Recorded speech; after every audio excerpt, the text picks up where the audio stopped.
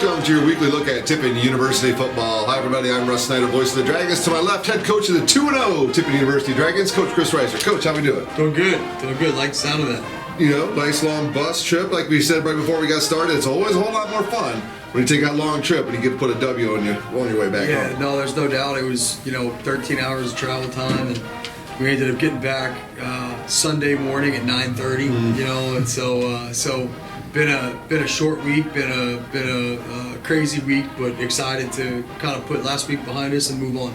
Well, speaking of moving on, now we're moving into GMAC play too, so that's always a different animal. You get your couple non-conference games out of the way, the couple big wins. And speaking of the game last week, I would imagine that right at the get-go, you're probably pretty awfully proud about your defense, aren't you? Yeah, no, I thought they played really well. I thought too, as a team, we had tremendous energy. And I mean, you're talking about a 2-day travel, right? You're talking about a 3:30 kick.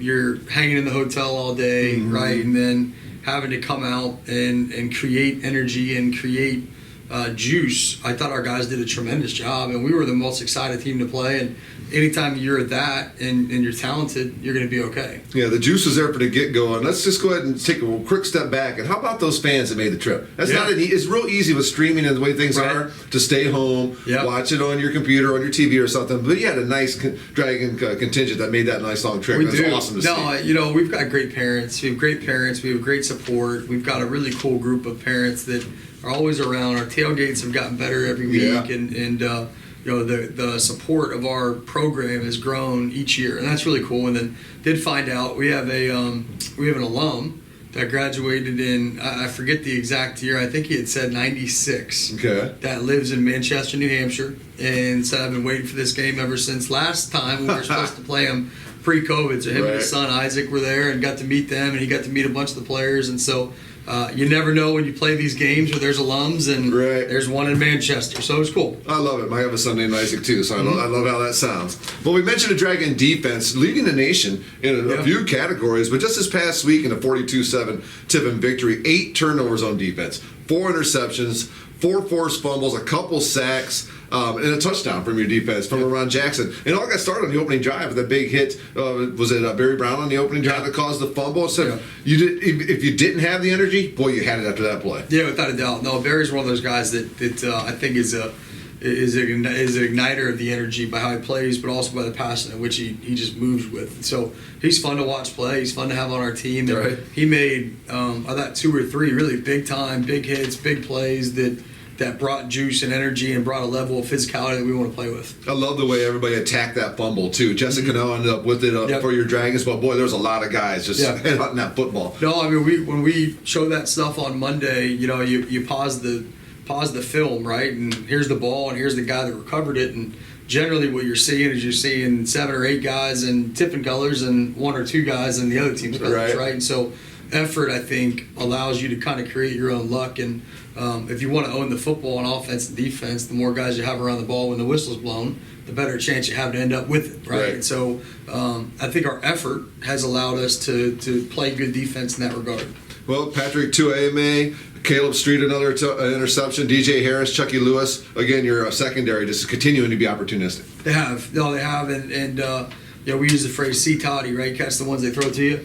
And we've been able to do that at a really high level, I think. And hopefully that'll continue on as the year goes on. And it's something we work every day. It's something we take a lot of pride in. And anytime you invest energy in practice and time and resources, it's good to see it come to fruition. So really proud of our defense and of our defensive staff and the way that they're attacking that phase of the game. Well, we mentioned Jesse with a fumble recovery. Your defense lineman Gio had one, and Antonio Berry as well. So everybody, that wasn't just 1 or 2 guys doing the job. It was by committee, and that's the cool thing about this team. I don't know that you have 1 or 2 superstars, right, where those guys are making every play on both sides of the ball. It's you got really good players that are battling and playing hard and playing together as a team and like playing with each other and finding ways to win. That's what adds up to a 2-0 start. Absolutely. Well, the Dragons got started the first quarter after the turnover. Devin Nelson, a 30-yard run, take a 7-0 lead. Devin Nelson continuing to do the job for you in the backfield. A lot of guys continue to do the job for you. Yeah, no, Devin's a really good player. We're fortunate to have him, and he's a guy every day in practice that looks about the same as it does on Saturday. And then we're also fortunate to have 2 really good backs behind him that are playing a lot of snaps as well. And Ron Blackman and Carson Greasock and all three of them kind of complement each other in a unique way. Where Devin's a little bit of a beast of all ways. They're all different. They are. Yeah. And Ron's electric and fun to watch run, and Carson is a hammer, and so it's really a cool thing to have those three guys. And the good thing is they're all young, Right. and so it'll be really fun for us. The next 4 years watching those guys go. Dragons scored again in the first quarter. Casey Martin on the day had 2 4-yard touchdown passes. The first one comes to Jalen Thomas in the first quarter, and after the end of one, your Dragons got a 14-0 lead. Yeah, no, Casey played well again, and the guys created on the outside again, and I think, hopefully we can continue to do that moving on. Second quarter, only one score that led to the Dragons' 21-0 halftime lead. You mentioned his name a little bit ago, Carson Grisak, the freshman, the 1-yard touchdown run. And, not a lot of freshmen come into the game and run as mean and as hard as that young man does. Yeah, no, there's no doubt. Carson was third in the state and Mr. Football as a senior, and ran for, I think it was over 2,500 yards at Upper Arlington Division I school, and came in really highly regarded and sat out as a redshirt his first year, had a couple injuries, and has finally gotten healthy, and you're seeing, I think, the beginning of what his career will look like. Yeah. And I think it'll be a fun one to watch. I bet he's one of the guys when he comes in, the guys on the defensive side get up. Got to tackle that guy again. Scrimmages, our guys don't want to tackle. So I'm like, man, I don't want to tackle that guy, So I played quarterback, so I don't want to tackle anybody, but certainly not him. No. And so you figure that out pretty quick. I think on a cold November day, I think he'll be a tough guy to have to bring down. I imagine so. So at the half, the Dragons had a 21-0 lead, and you mentioned when we talked to a preview St. Anselm last week, you mentioned their tight end being a good football player. It seemed like that opening drive of the second half, they tried to feature him. Yeah, and ended up getting him. Yeah, he was a good football player. He didn't lead him in receiving yards. Their running back, Wagner, I believe is his name, led him in running and receiving yards, but they featured him in that open drive, and they tried to get themselves back in the football game. They got a touchdown pass, made it a 21-7 game. No, they did. I thought that kid was a good player, their tight end, and really the first 2 weeks, played 2 pretty good tight ends, and one at McKendree and one at St. Anselm. Yeah. And they attacked him and ended up winning a corner, to get that first touchdown. And we were right there and had a chance to make a contested play, and the kid made a really nice play. And so we got to play through the hands a little bit more and not allow that to happen. So that's a fixable error. And then, offensively, we came out and had our first turnover of the year that next drive. Right. Caught a little crossing route and for a first down, really a big play, and got banged right on the ball, and the ball came out and they got it back. So, it was one of those games on the road where it's such a game of ebbs and flows, especially when you're the away team. And then so you could feel the momentum kind of grow and grow and grow, and then we ended up with a fumble. Our defense forced a fumble and took it back to the house for a touchdown, and that was about the end of it. That made it 28-7. Not to steal your thunder, but that made. We've been doing this a while. Yeah, I know, right? and that made it 28-7, and then offensively we got rolling again too, and it was kind of just smooth sailing from there. Ramon Jackson was a defensive player who picked up. He's been having a great start to his season this year. Yeah, he has. He's a really good player. He's a kid that we played against at Kentucky Wesleyan the last 3 years, and outside of our team, I've always felt like he was, one of the top 2 or 3 kids in the conference on defense, and so it was nice to go out and get him. Right. Now he's here, and we're kind of enjoying the fruits of that labor. I am too. Yeah, right. It's been good. Dragons scored again in the third quarter. Will Linkard, he ended up leading you in catches, receiving yards, and got in the end zone. It's a second 4-yard touchdown pass from Casey Martin to make it a 35-7 game for the Dragons after 3. Yeah, no, it's it's cool. Will Linkard's a kid that was on the scout team the last 2 years. Has battled injuries, had just battled in general. Been a 4.0 student the last year and a half. That's phenomenal. And really has just worked his tail off. And so finally, Jack goes down and he got some opportunities and made the most of it, just like he has in practice. Right. And Don't you love seeing guys step up when their chance happens? We were just super proud of him. He was our offensive player of the game, so we got to celebrate him, and so it's neat. I think he's another guy that is starting to scratch the surface. I mean, he's got 3 years left, that he can play, and so we're excited about him moving forward too. And the cool thing, if you watch us play, we've really only got one senior on offense and a couple seniors on defense, and they're all young bucks, and so it's pretty cool. Well, we talked at the start of the year about how much you guys had lost and things you had to replace, and so far the replacements seem to be just keeping the forward momentum going. No, they're working their tails off. They are, and we got a lot to prove and a lot to get better at, without a shadow of a doubt. But it's neat to see that you got a lot of really good young talent.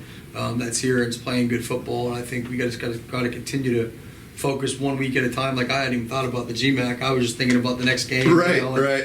For us, it's just like, man, we got to have a great Wednesday practice today, and if we do that, then maybe we get a chance to have a great Thursday practice. Well, you have to worry about what's right in front of you for today. Yeah. I get to look forward to this week, the following weeks, and then on. So that's my job. That's why we work so well together. I'm Absolutely. Like, wait, what day is it? Right? We just got a good practice, Russ. You're like, let me talk to you about 10 weeks from now. All right, great. Right. Well, you mentioned young players. Carson Grisak again and finishes off the Dragons scoring a 2-yard touchdown run. In your final score, 42-7. You mentioned Will Linkart being your offensive player of the game. I'm sure that the rest of the receiving corps and his offensive teammates were ecstatic for him that day. And total offense for the game, the Dragons put up 370 to St. Anselm's 209. Your defense only, allowed a few yards rushing. Devin Nelson goes over 100 yards again. Grisak, a couple touchdowns. We mentioned Will Linkart. Lots of things to talk about on the positive side. Probably the only thing you would probably maybe look at from a negative side from that football game is maybe a few less penalties. Yeah. No, I think on the offensive side in particular, we had 4 penalties for 40 yards. And those 40 yards, all 4 negated big plays. Right, and that's hard to come back. So you take 40 yards off, right, and really I think it was an accumulation of like 82 yards. Those 4 plays were, right. So you really lose about 120 in total yardage in those 4 plays, which is kind of mind-boggling to think about. So and they were. I think things that are correctable, and so that's the positive. And they wasn't like it was false starts or anything like that. It was just holds. We got to move our feet a little bit better, and those are correctable issues. And I think we will. And one, I don't know that I necessarily agree with, but I think we'll get that fixed and we'll be in a better spot moving forward. We mentioned Barry Brown on the defensive side earlier. Zeke Brown also had a really good game for you, and then Ramon Jackson put in the ball in the end zone on a fumble recovery. So I got to come up with a nickname for these guys that are playing behind the Browns, like the Browns backers for the Cleveland Browns fans. Right. Come up with a nickname for that secondary playing behind those Browns in the linebacking core. I like that. So this week, though, we move on. Northwood. Yeah. Put St. Anselm in the background. Northwood coming off of a loss last week, but a loss against a team that just popped into the top 25, Saginaw Valley State. They fell to them 31-8. Interesting team here in that the fact that you're going to see probably a couple quarterbacks, one of which is the second leading rusher for them. Yeah, no, they do some different things, and they are playing 2 quarterbacks, and both have unique skill sets in their own regard. I think that they've got a really talented running back that I've been impressed with really the last few years, and they've got some slot receivers that I think have juice and the ability to create and get open in space. So offensively, I think they do some unique things. Schematically, they do some things still in the triple option world where you've got to be sound against the dive, against the pitch, and against the run or the throw.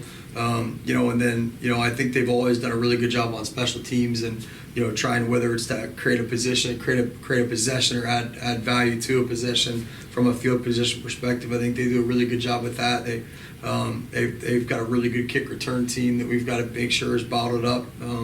And then their defense against our offense, I think that they've done a really good job schematically of creating issues. They present multiple fronts and multiple coverages, and so anytime you play a team that I feel like is well coached and does some things schematically that I appreciate and think are challenging for us to prepare for, it's one of those times where you just got to kind of balance back and focus on us and do what we do on a high consistent basis. And if you do that, you feel good about what you can achieve on Saturday. So I've been impressed with their team, though. They have new coaching staff, and I think they've done a good job laying the foundation of what's to come. And they're a dangerous team, and we've kind of preached that all week when we talk about them. We usually don't talk much about opponents, but when we do, it's that of respect and one that we got to dot our I's and cross our T's because they're going to come play hard. You mentioned their defense. They got a couple linebackers that are a couple playmakers lead their team. Yeah, in I tackles. think Zero's a really good player. Yeah. I think Zero's a really good player. I think he's one of the best defensive players we've played so far, and I felt that way about him really the last couple of years. He's been there, and he's a really, really nice player. I think they've got a good rover. 43 is a really good player, and then in the back end they do some different things that will give you a pause to make sure you have answers for and you have fixes for and a plan for. Up in Midland, Michigan this Saturday. 1 o'clock kickoff, I believe, this Saturday. 1 p.m. kickoff. 1 p.m. kickoff up at Midland. Very interesting campus. You've never been there. You feel like you're kind of traveling into a state park when you go. It's beautiful. It is. Pretty trees all over the place. One of my memories of Northwood, former Dragon Jaquan Hardy. Yeah. Freshman year. Yeah. Up there, Northwood's middle linebacker led the country in tackles the year before. And as a freshman, they met in the middle of the line, and that kid's helmet broke. Yeah. And Jaquan kept moving. I can imagine. So that's one of my memories from going up to Northwood. There's no doubt. I can imagine that. Doesn't surprise me one bit. Any Jaquan story I believe and say, yeah, I bet that happened. As I said, this Saturday, 1 o'clock kickoff. The coverage, video-wise, will be at the Great Midwest Digital Network. Northwood does a great job with that. I'll have the radio call at WTUD, TUDragonradio.com, and on Coast Country 100.9 on the TU Dragon Football Radio Network. Coach, well, this was our first week of getting together with just the two of us. Last week we had Bobby on, Bobby Petrus, alumni here at Tiffin University, does some awesome things with the campus. He was a lot of fun to have on last week, wasn't he? He was. No, Yeah. he's a really, really great guy and a great supporter of Tiffin, and whether it's football or softball or just the university in general, track, and so he's one of those guys that you're proud he's on your team. Absolutely. Well, Coach, go get yourself another W. We'll come back and talk about it next week. Yes, sir. All right. He's Coach Cris Reisert. I'm Russ Snyder, and you have been watching your look at Tiffin University football, the Coach Cris Reisert Show.